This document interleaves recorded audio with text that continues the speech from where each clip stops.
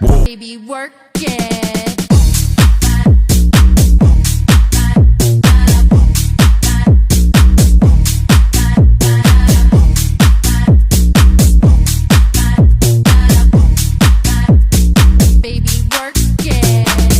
This Cajun chicken pasta is one of my favorite recipes to make. It's creamy, cheesy, and spicy, just the way I like it. Marinate the chicken with all the spices on the screen for at least half an hour. Shallow fry both sides until it's well done. Just look at that chicken. Now in the same pan, add in some crushed garlic and red chili. Saute them for a minute or two. Add in one chopped onion and let it cook together. To this, add in tomato paste and chili paste. Give it a good mix and add in one diced tomato and yellow bell pepper. Add in 1 cup cream and 1 cup pasta water with chicken stock cube. Once it starts simmering, add in rest of your spices. To this, add in dried parsley, chili flakes and grated parmesan.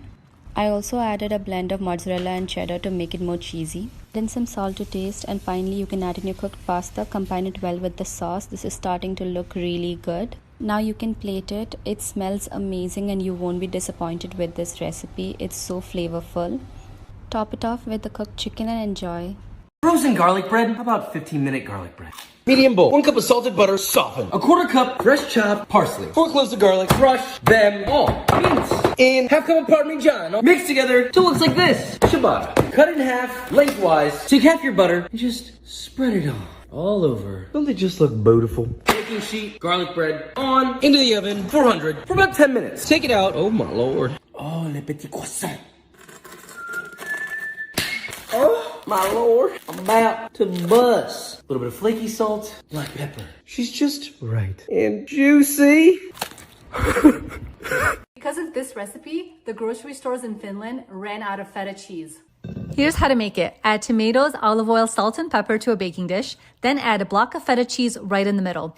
Bake at 400 for 35 minutes. When it comes out, add some fresh garlic, fresh basil, and give it all a good mix. Then add some of that cooked pasta right on top and give everything a good mix once again. And then it's time for the taste test. So good. Is it possible to make Krispy Kreme donuts in the air fryer? Let's dust our cutting board with a little flour and then roll out our dough. Now I actually use mason jar lids to cut out my donut shapes and the tips of my cake frosting for the donut holes. Spray with a little bit of avocado oil and air fry at 350 degrees for 8 minutes. Frosting was a 1/3 cup of powdered sugar, 1/4 cup of heavy cream, and a 1/4 cup of condensed milk. These were light and fluffy and so delicious. Follow me for more recipes. I told y'all there's food at home. Let's make some hot wings. I love me some wings. How about you? Make sure your wings are dry and rub them with some salt and cayenne pepper. Heat up some oil in a deep pan. You'll know it's hot enough when some bubbles form around a wooden spoon. While that's frying, we're going to make the sauce. Microwave hot sauce and butter for 1 minute, or you can heat it on the stove. Y'all hear that, Chris? I tried to toss the wings in the sauce like they do at Hooters, but it was a fail. Yep, your girl worked at Hooters back in the day. Serve with some blue cheese and enjoy. Follow and share for more recipes. I said, do we have any spicy Latinas in the house? Huh? No, dude, you promised. Today we're making birria. Quesadilla tacos. I've seen so many people make this online that I had to try it myself. First and foremost, brown your meat. And for the marinade, we're gonna blend together some crushed tomatoes, vinegar, garlic, cumin, smoked paprika, oregano, chipotle peppers in adobo, and some guajillo peppers that I soaked off camera. I actually have a whole entire bag of these that I don't need. So yeah, comment down below if you would like a pepper. Thank you. Anyways, let that marinate overnight. And when I came back, sauteed some onions through the entire bowl in the pot and topped everything off with chicken stock, bay leaves, cinnamon, and whole cloves. I think I let it simmer on low heat for 5 hours. Bro, this part, good thing there's no audio because all you would hear is, my hand is burning! Ah! But yeah, that's pretty much it. Assemble your tacos. Whenever people make reviews of this, I'm always like, yeah, you're exaggerating, buddy. Yeah, they weren't exaggerating, bro. These are some of the best tacos that I've ever had in my life. I really hope you're not sick of the tortilla churn yet, because I have one that's gonna blow your mind. It's basically a fusion between a Crunchwrap Supreme and the tortilla wrap. To one corner, add your nacho cheese. Add sour cream to the opposite side. In the third corner, add your lettuce, tomatoes, and Doritos. And in the last one, add your ground beef and shredded cheese. Now just wrap it up, toast it, and enjoy. I'm sick and tired of it. Everyone's saying, oh my god, I love a Frappuccino. We're gonna make one with actual coffee. Hot. 1 cup of sugar. 1/4 cup of water. Mixed together. Onto the stove. Heat medium high. Once melted, let that boil. Once it turns a nice amber color, whisk in 1/2 cup of butter, 1/2 cup of heavy whipping cream, 1 teaspoon of salt, 2 teaspoons of vanilla extract. Whoa, brother. Pour into a heat-proof container. Let that cool completely. So it looks like this. Blender. 2 cups of ice. 1/2 cup of cold brew. 3/4 cup of milk. 3 to 4 tablespoons of caramel. Blend. While blending, 1/2 teaspoon of Zan Gum. Caramel. Your Frappuccino. Nice little whirl. And of course, some of that. Oh, I think we might have did something right here. Straw. Oh my gosh, that's delicious. Thank you. Who needs Starbucks? Let's do some cooking.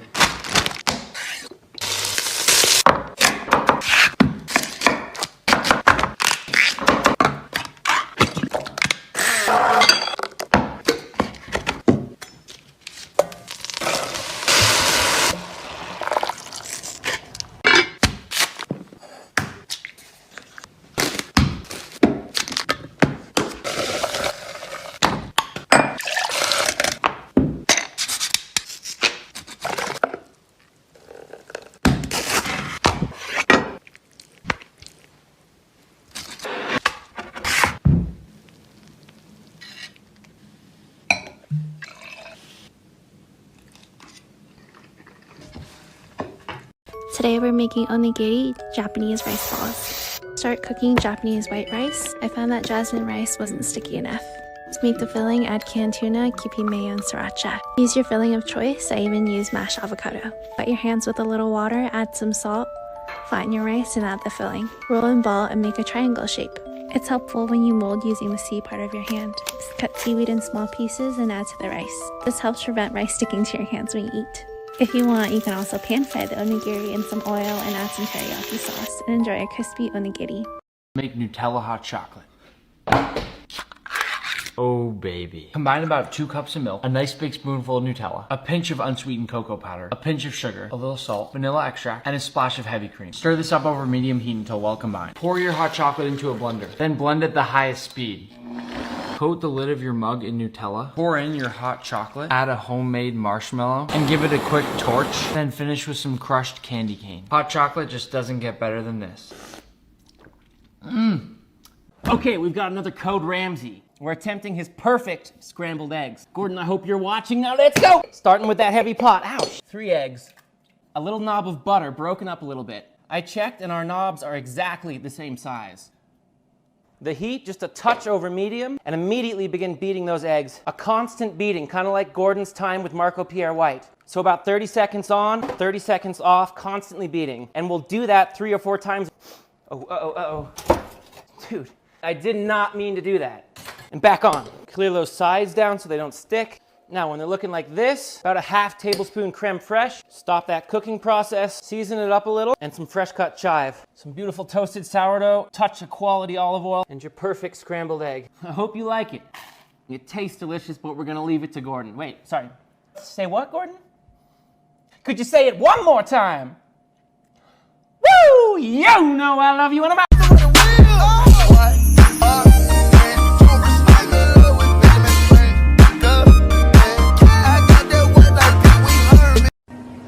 The chances of you seeing this video are so rare. There's 500 million users on TikTok and you will probably never see my account again. But I'm not gonna ask you to follow me. I'm not gonna ask you to leave a like on this video or comment. Caramel flan, I never had it, but let's make it. Okay, first and foremost, we're gonna caramelize some sugar, and you want to do this on low heat, not like me, because I accidentally burnt it too much and it turned out to be too bitter. Okay, you want it a nice light color like this. Bro, when I was making this, it reminds me so much of wax. Y'all grew up hitting the dab while I was hitting the dab. Maybe that's why I'm traumatized. Anyways, to make the flan, 3 eggs, evaporated milk and condensed milk, and a little bit of vanilla extract. You want to mix that until smooth, and we're going to transfer it into the same tray as the caramelized sugar, and we're going to bake this in a water bath, which allows it to cook more evenly. I baked it in the oven at 350 for 1 hour, and it came out perfect. It was pretty late that night, so I ate it the next day, and I mean, come on. Anyways, who watched the new Attack on Titan episode? All I'm gonna say is, Mikasa, I need that, bro. Someone to swoop down in ODM gear and take me off my feet right into the sunset type of situation. Today we're making Cane's chicken tenders, but 10 times better. If you want the recipes for the Texas toast and the cane sauce, they're already up on my page.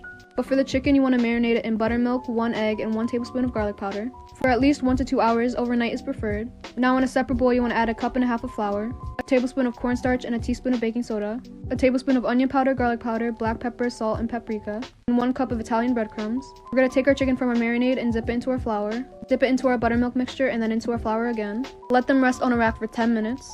Fry on medium heat for about 6 to 10 minutes or until fully cooked, and you're ready to enjoy. I obviously served it with my cane sauce, the homemade Texas toast, and some fries, and the written recipes will be on my Instagram throughout the week. Picture this, okay? You're 11 years old, you walk into the mall with your parents. Mommy, what's that smell? It smells so good. What's it called?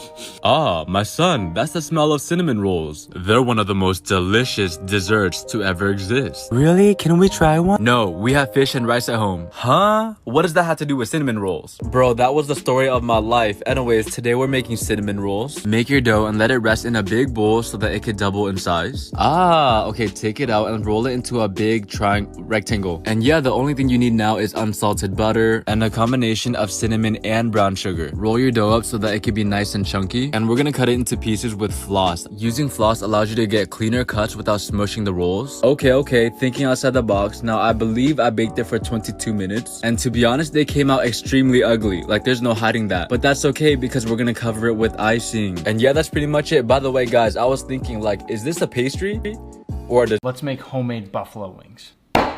Buttermilk, pickle juice. Let these sit for half an hour. For our buffalo sauce, we'll add 2/3 cup hot sauce, a stick of cold butter, 1.5 tablespoons white vinegar, a 1/4 teaspoon Worcestershire sauce, a little cayenne pepper, a little garlic powder, and just a pinch of salt. Whisk over medium heat until well combined. I'm telling you right now, homemade buffalo is 10 times better than anything you've ever had at a restaurant or a store. For our chicken dredge, we'll go 2 cups potato starch. Stop frying with flour, it's not crispy. A little garlic powder, chili powder, black truffle salt, onion powder, and pepper. First, we'll fry our chicken about 8 minutes at 325, and now we'll fry at 375 till golden brown. Now that is crispy. Buffalo sauce. Doesn't that look heavenly? If you're ever gonna make a recipe off my page, this is the one. So this is the biggest mistake that I notice when I see videos of people struggling to make spring rolls. They take the rice paper and dip it into water over and over until it becomes pliant, but then it's all floppy and it's hard to put in the filling. So all you really need to do is get the whole sheet wet once. Then you add in your fillings, and by the time you're done, the rice paper is pliant enough for you to roll. If it's still not as soft as you would like it, just wait a couple of minutes and it's good to go. The best way to roast your potatoes. Use small potatoes and boil until fork tender. Drain off the water and put them in a big bowl. We're going to start with a generous amount of olive oil. You're going to do salt, pepper. We're going to go onion powder, garlic powder, crushed red pepper, fresh basil, fresh thyme. Get that all mixed together and dump it out on a lined baking sheet. Spread them out, give them a little room on every side, and then use a glass to smash them about a 1/2 inch thick. And then throw them in a 425-degree oven for about 30 minutes. But you're going to want to flip them halfway through. And you're going to end up with a soft interior, crispy exterior, the best roasted potatoes you've ever had. Let's do some cooking.